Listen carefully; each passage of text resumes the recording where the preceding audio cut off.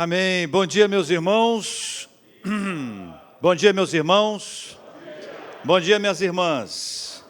Que a bênção do Senhor repouse sobre a vida de cada um de nós, em nome de Jesus. Amém.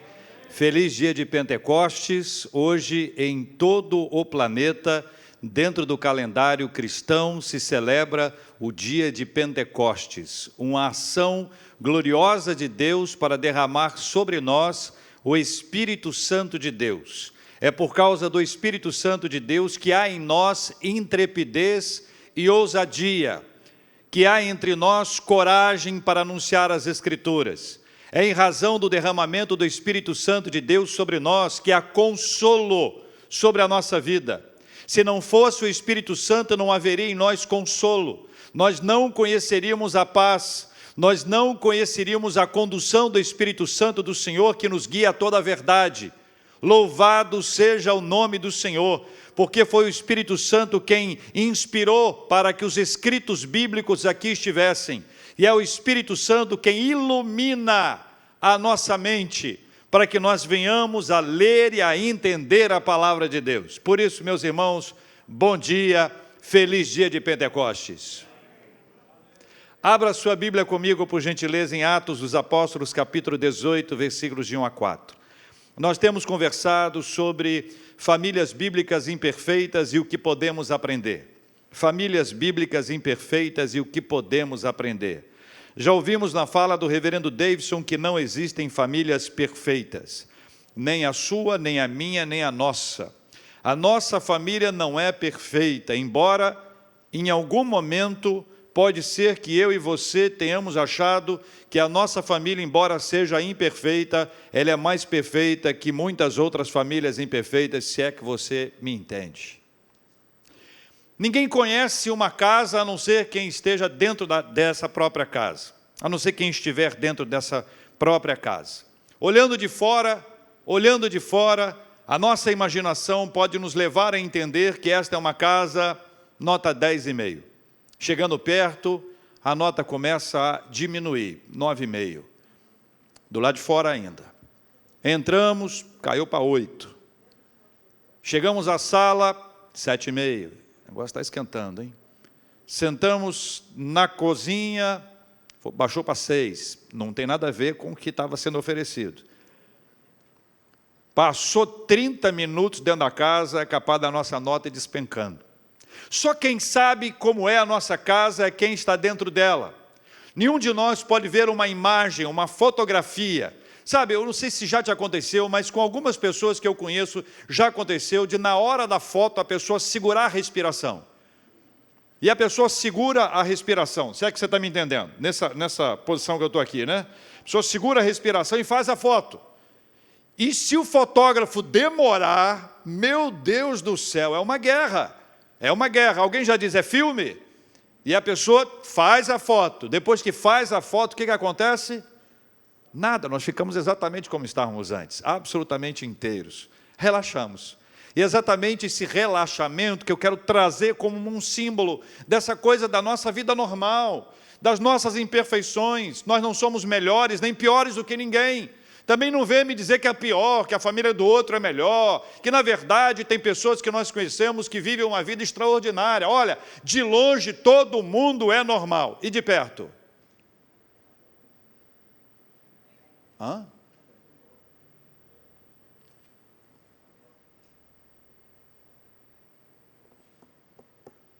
Ninguém é normal, mas tem gente que a gente exige um pouco mais. Não, eu esperava que essa pessoa não fosse assim. Eu estou decepcionado. Eu estou decepcionada com aquela família. Eu achei que fosse isso. Projeções nossas. Que nós olhamos para alguém e achamos que a pessoa tinha que ser assim, tinha que ser assado. Famílias bíblicas imperfeitas.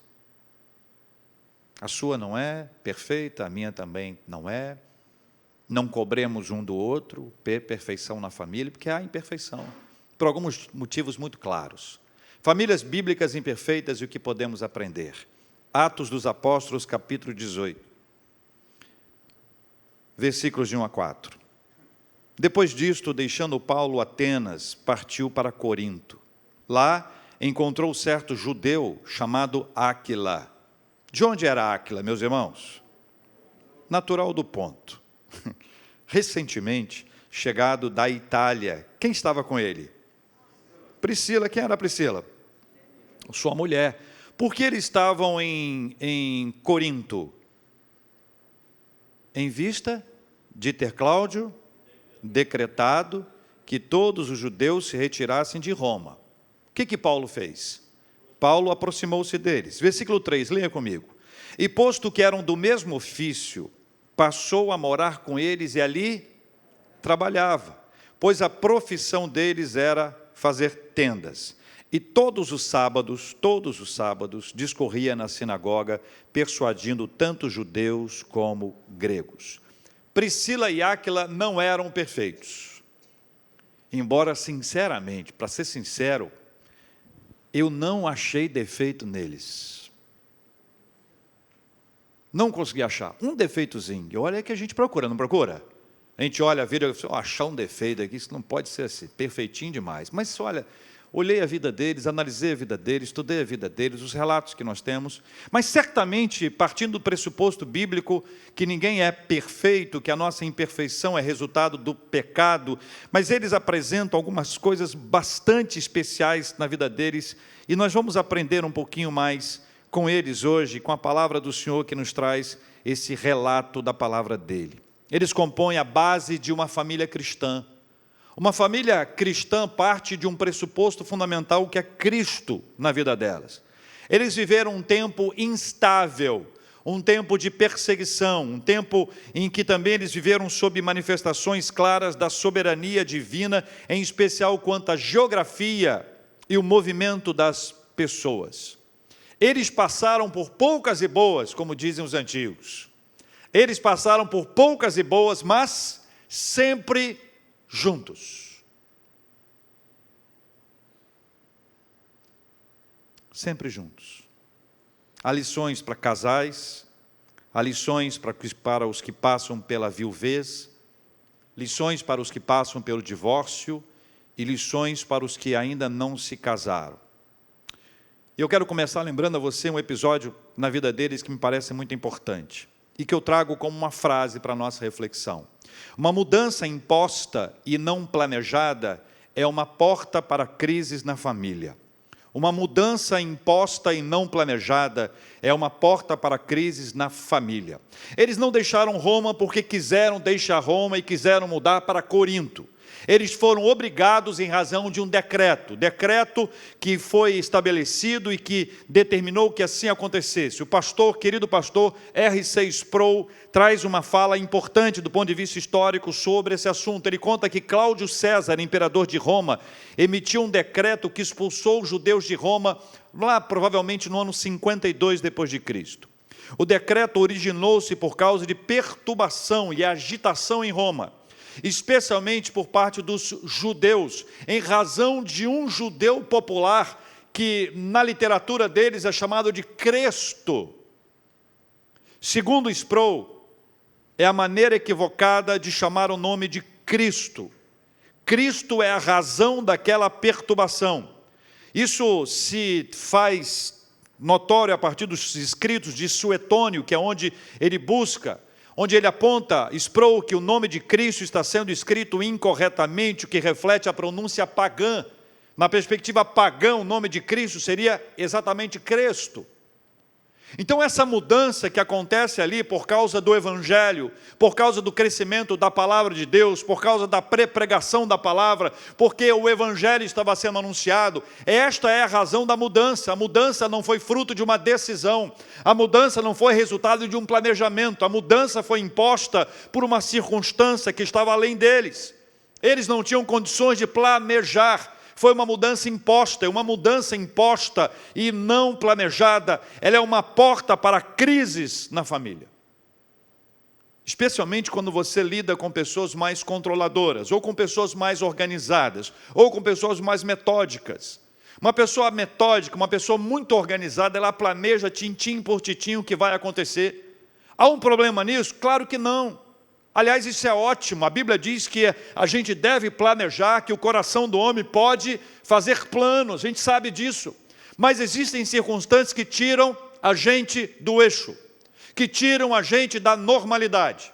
Qualquer um de nós já fez essa reflexão ao longo desses meses passados algumas vezes. Quem é que poderia imaginar que nós estaríamos vivendo o que nós estamos vivendo hoje com essa pandemia global? Quem é que poderia sentar e dizer, olha, eu tenho a impressão que vai acontecer isso assim, assado, que nós estivéssemos na igreja hoje com o número reduzido em razão da necessidade de haver o distanciamento, que nós estaremos todos de máscara, que nós manteríamos distância, usaríamos álcool em gel o tempo inteiro. Quem é que poderia imaginar isso? Agora, essa é uma crise que se impôs. Essa é uma mudança que foi imposta sobre a nossa vida, que se nós não tivermos a cabeça no lugar, o coração firmado na palavra do Senhor, nós seremos agitados, e isso será uma porta para uma crise dentro da família. Alguma coisa que não está no nosso domínio, alguma coisa que não está no nosso controle, alguma coisa que nós não podemos tomar decisões dizendo, vou para lá, vou ficar aqui, isso tudo se torna um conflito, uma possibilidade, uma porta para crises na família. Eles deixaram Roma, e a gente não tem registro de como isso aconteceu. Como é que foi a saída deles de Roma para lá? O que a Bíblia diz que eles eram fazedores de tendas. E a história diz que fazedor de tenda era uma profissão altamente rentável. Era algo que dava dinheiro, algo que a gente conhece muito bem, dava dinheiro, uma profissão que gerava recursos, que dava a eles receita, e eles poderiam, com a força deles, produzir e gerar recursos para eles. Eles deixaram Roma, e com isso fica para trás a clientela, fica para trás aquele grupo que já os conhecia, que eles poderiam ter ali um relacionamento de cliente.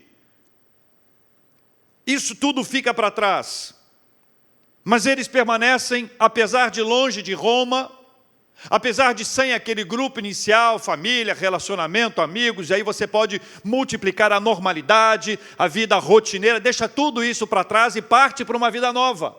Essa vida nova não foi fruto de uma decisão, não fizeram uma pesquisa anteriormente, vamos saber, Corinto é um bom lugar para a gente estabelecer o nosso negócio, o trabalho que a gente faz, a família vai ser sustentada, vai dar tudo certo. Não, não é essa a questão. Não se conseguiu planejar, organizar e estruturar a mudança, pelo contrário, essa é uma mudança que foi imposta, e uma mudança imposta e não planejada é uma porta para crise na família.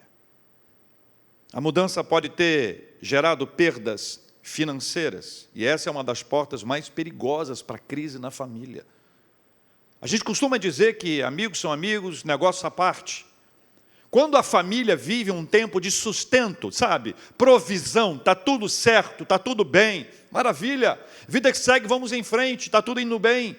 Quando começa a haver necessidade, quando começa a haver problemas, quando a gente tem que renegociar dívidas, quando a gente tem que abrir mão de algumas coisas que nós trouxemos para a nossa vida ficou pesada. A nossa vida ficou pesada. Para assistir televisão, no passado, você precisava de duas coisas, uma antena e um bombril.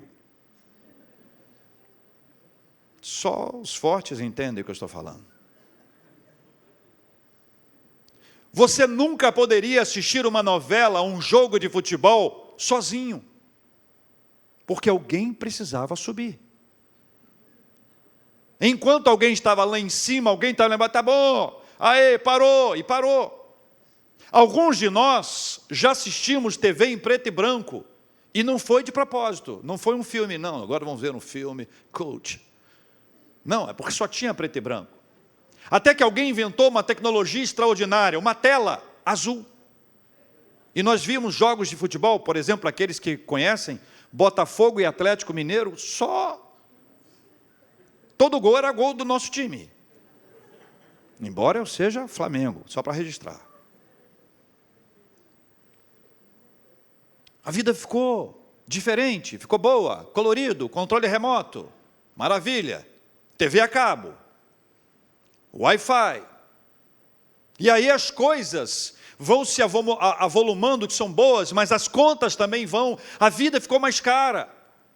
A vida foi ficando mais cara, então tudo isso gera uma possibilidade. Não, eu preciso de recursos para manter aquilo que eu tenho. Embora eu já tenha vivido muitos anos da minha vida sem isso, só que agora ficou mais complicado viver sem aquelas coisas. E quando falta o dinheiro, começa a haver briga, porque é melhor tirar o que é seu do que o que é meu. E aí você tem que fazer concessões. E tudo isso gera um estresse dentro de casa. Estou dizendo para os irmãos que mudanças impostas e não planejadas são portas para crises dentro da família. Mas eu quero trazer a vocês uma outra frase que tem a ver com o texto. A estabilidade familiar não depende da estabilidade socioeconômica. A estabilidade familiar não depende da estabilidade socioeconômica. A mesma crise que pode chegar e criar um problema para a família é a mesma crise que é capaz de fortalecê-la, porque nós nos aproximamos na hora da crise. Na hora do sofrimento nós ficamos mais perto. Os fortes querem colo. Quem quer sempre colo, quer mais colo ainda, então nós vamos dar colo uns aos outros. É nessa hora de crise que a nossa mão se estende. É nessa hora de crise que nós percebemos a necessidade do outro. É nessa hora da crise que nós vamos perceber o que importa de verdade. Eu já fiz várias visitas em hospital. E já fui internado também. Já fiz visitas onde as pessoas estavam muito mal. Eu nunca vi ninguém dentro do hospital muito mal, orando, falando: pastor, ora aí por mim que eu estou querendo um iPhone. Pastor, ora aí por mim que estou querendo trocar o carro. A pessoa quer oração para sair dali. Sabe por quê? Porque o mais importante é isso. Todas as coisas que nós consumimos deixam de ser valiosas, porque o que há de mais valioso para a gente é a bênção da vida.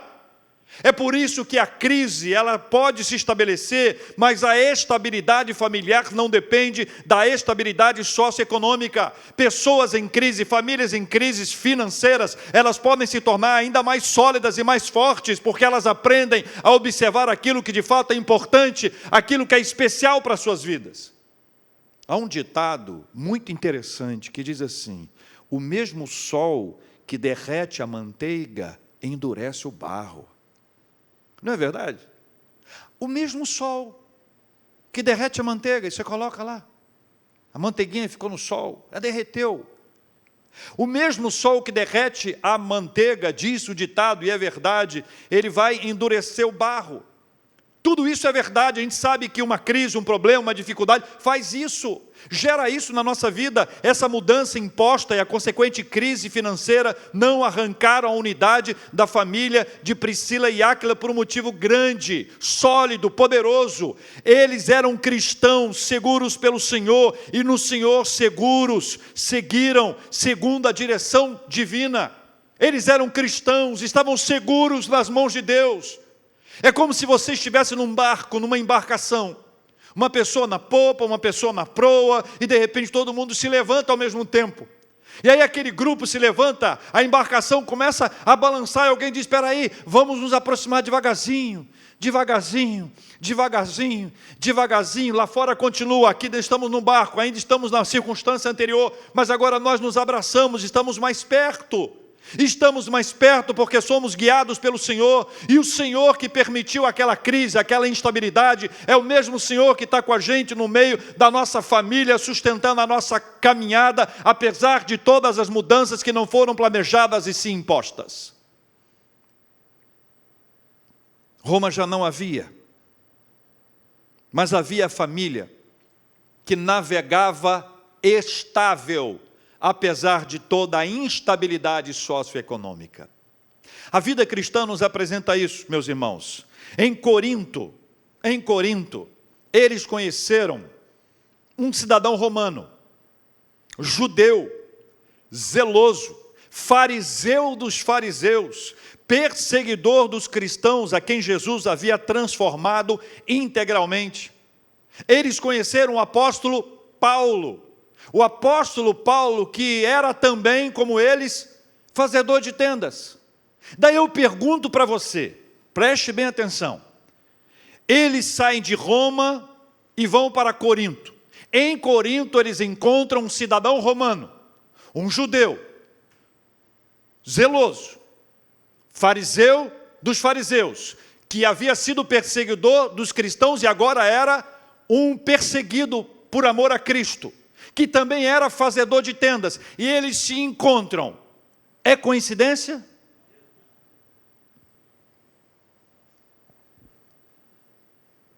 Eu vejo aí a providência de Deus em ação.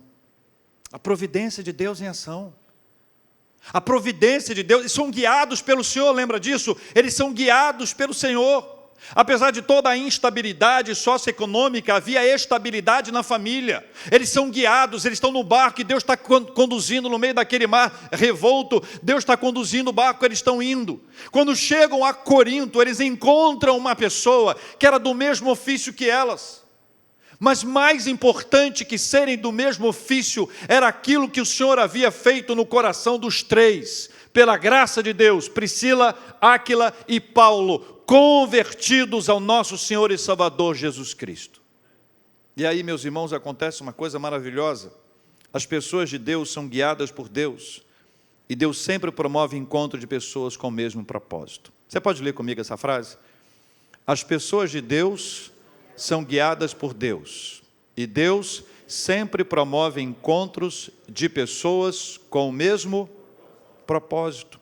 O evangelho que mudou a vida de Paulo é o evangelho que mudou a vida de Priscila e Áquila, o mesmo evangelho. Esteja certo que o encontro deles não foi uma coincidência, foi uma providência divina. O cristianismo nos ensina que no caminho da obediência está a providência. O Senhor agiu na vida de Priscila e Áquila, assim como o Senhor agiu na vida de Paulo, e esse encontro deles não foi um encontro casual, eles não se esbarraram numa esquina, eles não passaram por um encontro que foi uma coincidência. Isso é resultado da providência divina. Eles estavam no caminho um do outro pela graça do Senhor. O Senhor havia organizado toda aquela estrutura. O Senhor havia permitido que tudo aquilo viesse a acontecer. E o Senhor moveu todas aquelas coisas para que eles pudessem se encontrar, porque havia no coração deles o mesmo propósito. E Deus une pessoas que têm o mesmo propósito. Os versículos 18 e 19, se você acompanhar no mesmo texto aí, de Atos 18, vai dizer que Paulo, havendo permanecido ali muitos dias, por fim, despedindo-se dos irmãos, navegou para a Síria, levando em sua companhia quem? Priscila e Áquila. Depois de ter raspado a cabeça em Cencreia, porque tomara voto. Versículo 19, chegados a Éfeso, deixou-os ali, e porém, entrando na sinagoga, pregava aos judeus. O texto diz que agora primeiro eles saíram de Roma, foram para Corinto, agora chegaram a Éfeso. E em Éfeso eles estão. Versículos 24 a 26, abre a porta para uma nova experiência maravilhosa. Nesse meio tempo chegou a Éfeso um judeu natural de Alexandria chamado Apolo, olha ele aí, homem eloquente, poderoso nas escrituras, era ele instruído no caminho do Senhor e sendo fervoroso de espírito falava e ensinava com precisão a respeito de Jesus, conhecendo apenas o batismo de João. Agora olha o versículo 26, Atos 18. Ele, pois, começou a falar ousadamente na sinagoga. Ouvindo, porém, quem? Priscila e Áquila, tomaram-no consigo e com mais exatidão lhe expuseram o caminho de Deus. Houve mais uma movimentação. Roma, Corinto, Éfeso. Em Éfeso, Paulo os deixa ali e prossegue pregando o evangelho. Chega a Éfeso Apolo. Apolo chega, eles ficam todos eles impressionados com a eloquência, com a capacidade, com a habilidade, mas ele precisava ter mais alguma instrução. Então você observa que aqui Deus traz para eles, nessa unidade de propósito, algo muito precioso. Eles agora são aqueles que vão tomar conta de Apolo. Eles levam Apolo para casa. Se nós pudéssemos, essa semana tivemos o dia do abraço sem abraço, que negócio esquisito. Mas foi o dia do abraço sem abraço. Mas no dia do abraço é como se nós pudéssemos imaginar a seguinte cena: Apolo chega e Apolo agora é abraçado. Apolo vem aqui para casa. Se você é mineiro, você prepara aquela mesa gostosa, que tem broa, que tem pão e tem um café medroso. Os mineiros dizem que café medroso é aquele que só anda acompanhado. Um cafezinho com uma broazinha, um pedacinho de queijo, queijinho. O café corajoso é aquele sozinho. Eu adoro o café medroso. O medroso não é melhor? Imagina essa cena, vem cá, Apolo, vamos conversar. Traz para perto, vamos interagir. Vamos conversar, você precisa de ouvir um pouco mais. Então, aqui tem duas habilidades extraordinárias que Deus abriu as portas para eles. Primeiro, eles abriram a porta da casa. Segundo, eles desenvolveram a habilidade de ensinar. Irmãos, escutem bem. Não é só hospedar as pessoas. É ensinar as pessoas. A posição de mestre pode parecer para aquele que o vê como se fosse uma postura glamurosa, um lugar de glamour, mas é um lugar de servo. É um lugar de serviço.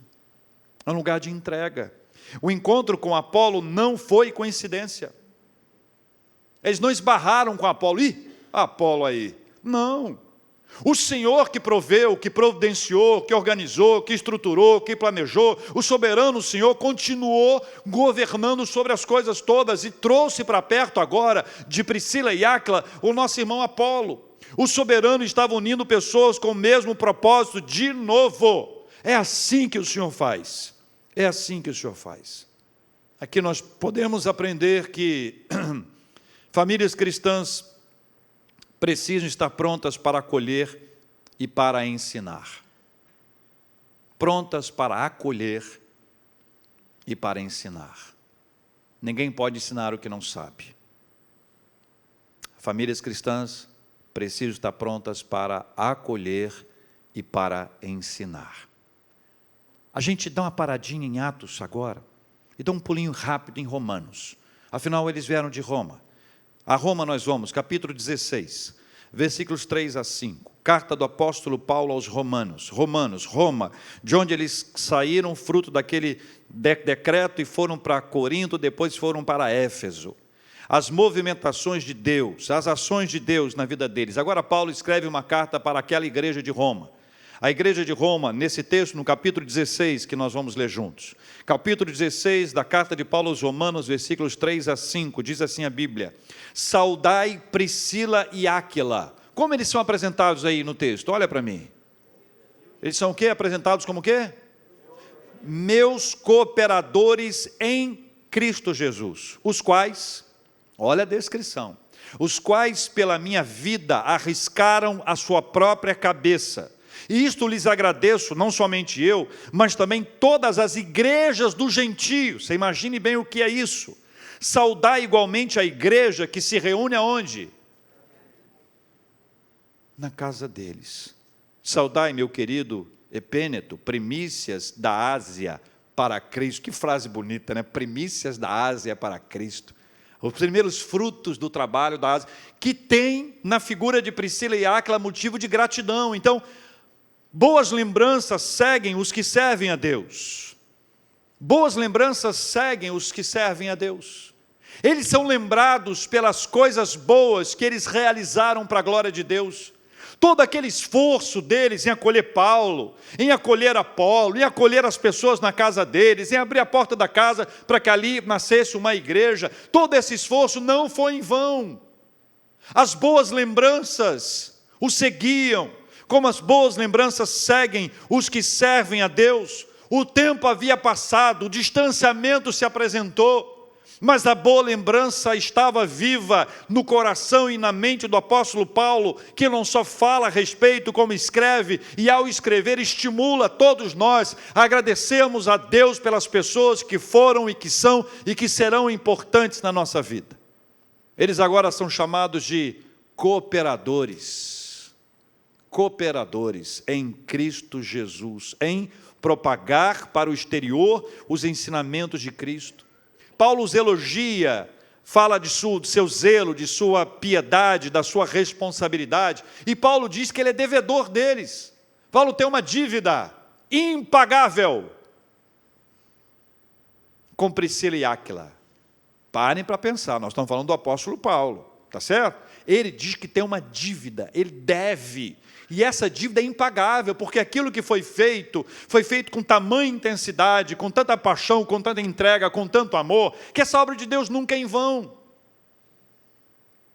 Tem um autor, teólogo, chamado David Pareus, que ele escreve o seguinte: Paulo revela esse exemplo de singular constância para com eles, e o motivo de sua boa vontade para com eles, pois, por causa dele, eles não hesitaram em intervir imediatamente quando a vida de Paulo estava em jogo. Pode ter sido, diz ele, pode ter sido em Corinto, quando os judeus arrastaram Paulo para o tribunal de Gaio, ou em Éfeso, no relato de Atos 19, 22. Paulo reconhece que ele e todas as igrejas dos gentios, nas quais nós estamos incluídos, devem a eles a eterna gratidão. E não é imerecidamente, pois através deles o apóstolo foi salvo, a fim de que as igrejas pudessem receber um ensino por ainda muito tempo. Assim, o fruto de sua coragem redundou para o bem de Paulo e de todas as igrejas. Eles protegeram o nosso irmão, o nosso amado apóstolo Paulo. Na família, e é assim que eles lidam, nós colocamos as pessoas que mais importam na nossa frente. Mas quando elas correm o risco de serem atingidas, nós tomamos a frente delas como um escudo. Se há algum benefício, vá na minha frente.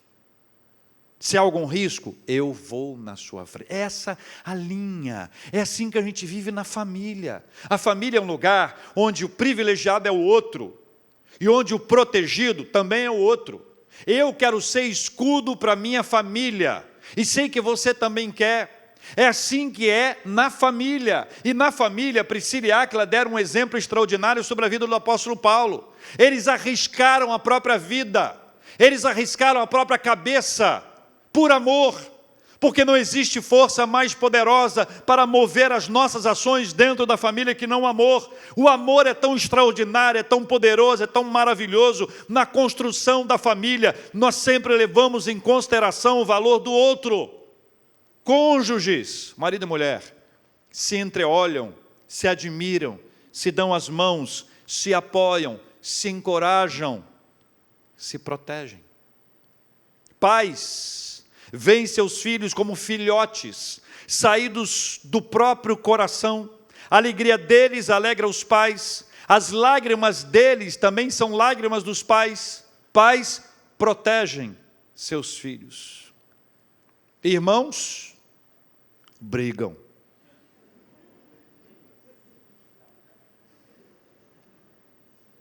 Mas se alguém quiser brigar com meu irmão, vai se ver comigo.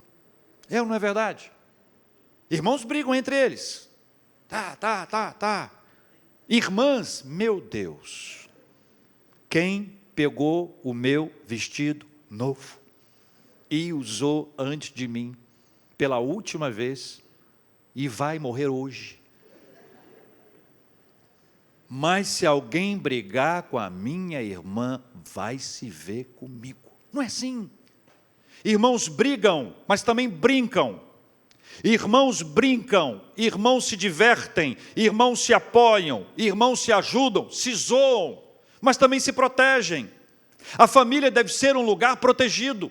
A família deve ser um lugar protegido não por paredes e portas, mas pelo instrumento de proteção mais poderoso que existe, que é o amor. É essa demonstração de Priscila e Áquila, quando eles se colocam na frente do apóstolo Paulo, quando eles correm o risco de morrer, e não importa se a minha cabeça vai ser cortada, se eu vou morrer, eu vou proteger o servo de Deus, o meu amado apóstolo Paulo, como nós devemos proteger a nossa família. Daí a gente precisa terminar essa conversa nossa dizendo a você: proteja a sua família. Proteja a sua família. Proteja a sua família da mentira, proteja a sua família da corrupção, proteja a sua família da pornografia, proteja a sua família das brigas, proteja a sua família das desavenças. Proteja a sua família do amor ao dinheiro, do apego ao que passa, dos valores desse mundo que jaz no maligno. Proteja a sua família. Proteja a sua família com vida devocional. Proteja a sua família com oração. Proteja a sua família com estudo bíblico. Proteja a sua família com oração. Proteja a sua família com compromisso com a igreja. Proteja a sua família com pregação da palavra. Proteja a sua família com engajamento missionário. Proteja a sua família com misericórdia. Proteja a sua família. Se coloque na frente dela, seja um escudo para protegê-la. Use o mais poderoso, mais extraordinário escudo de proteção que existe, que é o amor. Não deixe a sua família ser atingida, seja atingido antes dela. Proteja a sua família. Paulo reconhece isso. É como se Paulo dissesse: olha, Priscila e Áquila foram um escudo para mim. Eles me protegeram. Se eu estou aqui hoje, eu também devo a eles. Deus usou a vida deles para que eu fosse protegido. Deus usou a vida deles para que eu permanecesse de pé. E porque eu permaneci de pé pela graça de Deus que o Senhor os levantou, as igrejas dos gentios, dentre elas a Igreja Presbiteriana das Américas, tem uma dívida impagável com Priscila e Áquila.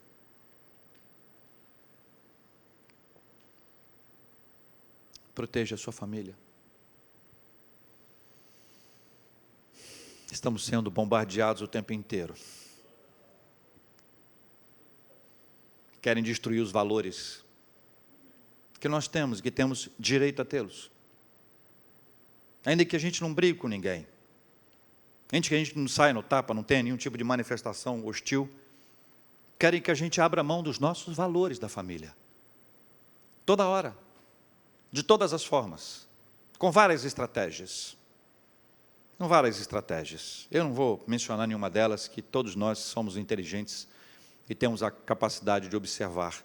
Eu queria que você voltasse para dentro da sua casa mais uma vez. E que você olhasse para a sua casa e percebesse o quanto é um lugar extraordinário separado por Deus. É perfeita? Nem é perfeita, nem é mais perfeita que muitas famílias imperfeitas. Nem é tão imperfeita que outra família imperfeita não seja menos perfeita que a sua família imperfeita. Concorda comigo? Então repita. Nem você nem eu vamos repetir esse negócio todo. O que nós precisamos olhar, meus irmãos e minhas queridas irmãs, é que famílias bíblicas, apesar de todas essas qualidades extraordinárias, que eu sou apaixonado por Priscila e Áquila, apaixonado, isso é uma coisa extraordinária. É um modelo de vida maravilhoso para todos nós. A gente sabe que havia imperfeição. E a gente precisa aprender. Nós fomos levados a algumas mudanças sem tivéssemos planejado. E cada uma dessas mudanças são portas para crises. Só que a estabilidade da família não depende da estabilidade socioeconômica. A gente não pode estar junto porque está tudo indo bem. Na verdade, a crise também é uma oportunidade, como a própria palavra já nos ensina, a palavra crise, é também uma oportunidade para nós nos aproximarmos.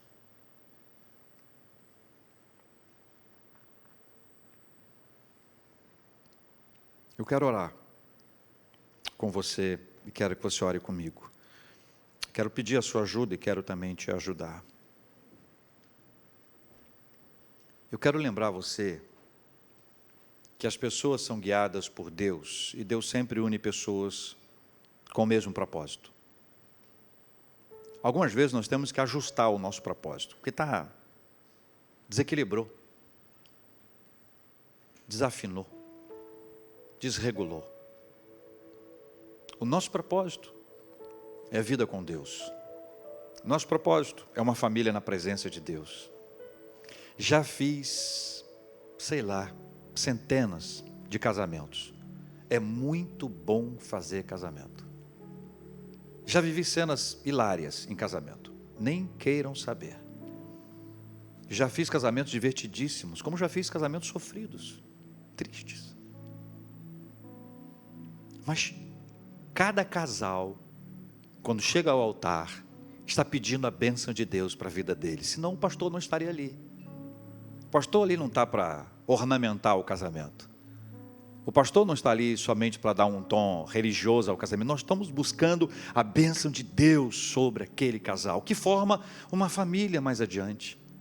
E esse desenho todo da vida é planejado, é sonhado, é elaborado, mas na hora do vamos ver, na prática, crises entram na nossa vida e tornam um relacionamento instável.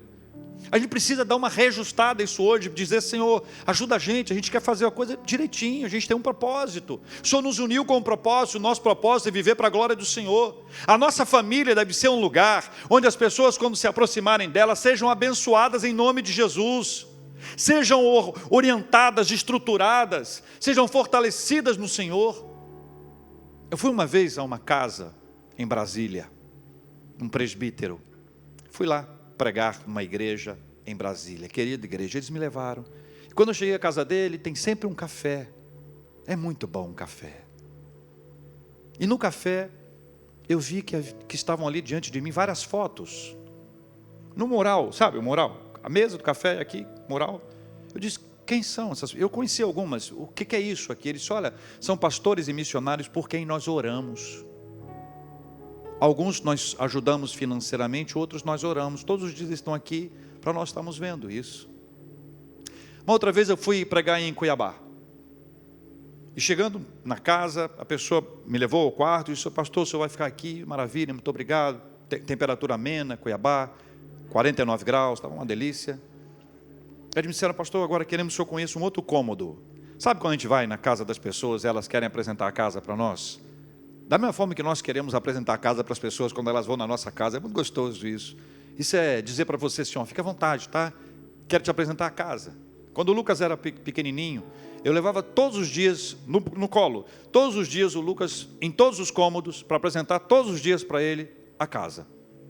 Era uma estratégia de dizer assim: olha, não mudou nada, estabilidade, estabilidade. E lá em Cuiabá eles mostraram um cômodo na casa e disseram: pastor, aqui é o nosso quarto de oração. Recentemente, um irmão da nossa igreja, que foi chamado à presença de Deus no período da pandemia, ao mudar para um novo apartamento, separou um quarto para a oração. Agora, ele não precisa mais daquele quarto para orar, porque agora ele está falando diretamente com o Senhor no céu. Eu não sei quanto tempo de vida nós vamos ter, irmãos. Nós precisamos aproveitar o tempo que nós temos para tornar a nossa casa um lugar saudável, forte, um lugar onde nós vamos ser protegidos e vamos proteger, onde nós não vamos baixar a guarda, onde nós vamos entender que estamos sob uma luta cerrada o tempo inteiro. E essa luta cerrada, tensa, intensa, é a luta que quer nos atingir, nos alcançar. E quando um membro da família sofre, toda a família sofre, não é verdade? Por isso, nós precisamos aprender a proteger. O primeiro escudo maravilhoso que nós vamos utilizar é o escudo do amor.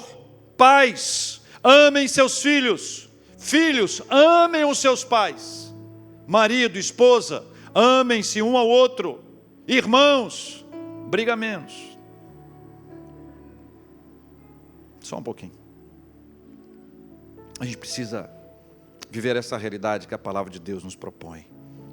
Quero desafiar você a proteger a sua família.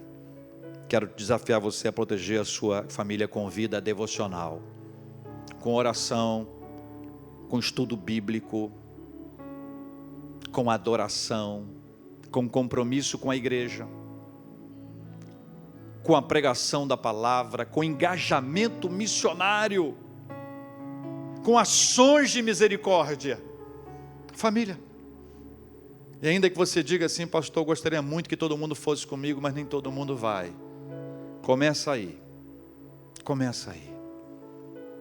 Há alguns anos, fazendo evangelismo de rua, bati numa casa no interior de São Paulo. Olha, estava uma barulheira, estava boa a casa, estava animado. Eu já entrei no clima, que eu gosto de coisa animada, né? O pessoal falou: boa tarde, estou aqui, vim aqui, estou visitando vocês, falar de Jesus. Pastor, entra aí. Nunca me viram, eu também nunca tinha visto eles. Em 2 minutos eu estava na cozinha. E aquela conversada, todo mundo falando, eu preguei, eu orei, eu fui embora. Um ano depois, voltei na mesma cidade do interior de São Paulo, bati na mesma porta, silêncio. Abriu uma senhora, a dona da casa, a mãe de todo mundo. E do lado dela uma criança grande, mas era uma criança, uma grande, com a chupeta enorme na boca. Desproporcional, a criança não devia estar com chupeta naquela idade, sabe? Ficou um negócio assim, mas... Eu falei, cadê o pessoal? Eu falei, pastor, eles brigaram. Seus filhos brigaram. Brigaram, pastor. Eles não se falam e nenhum deles fala comigo. Ó, brigaram entre eles e um acha que a mãe protege o outro. Deixaram a mãe largada, sozinha, e deixaram o neto lá junto com ela, com o chupetão. Aí ela me disse assim, pastor, leve esse menino para a igreja, pastor.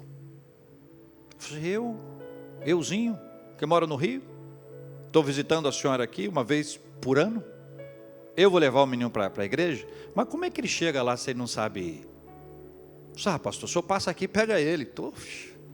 Mas ele vai esquecer, ele é uma criança. Quem é que poderia levar essa criança para a igreja? Não tem ninguém não junto com o senhor? Meu Deus do céu, vou repetir. Aí ela falou, você é. Se você não ensinar o caminho, ele não vai aprender. Deu para entender? Vamos ficar de pé e vamos orar, meus irmãos e irmãs.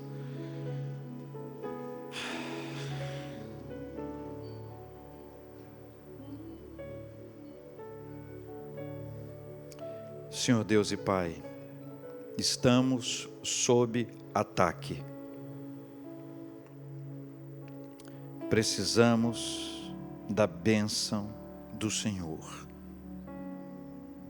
Reconhecemos a nossa imperfeição e clamamos pela Tua misericórdia, em nome de Jesus. Cuida de cada um de nós, Pai. Cuida de cada um de nós. O Senhor nos conhece, sabe das nossas inúmeras falhas, e nós reconhecemos e pedimos perdão. Ajuda-nos a entender o quanto o Senhor está conduzindo a nossa caminhada.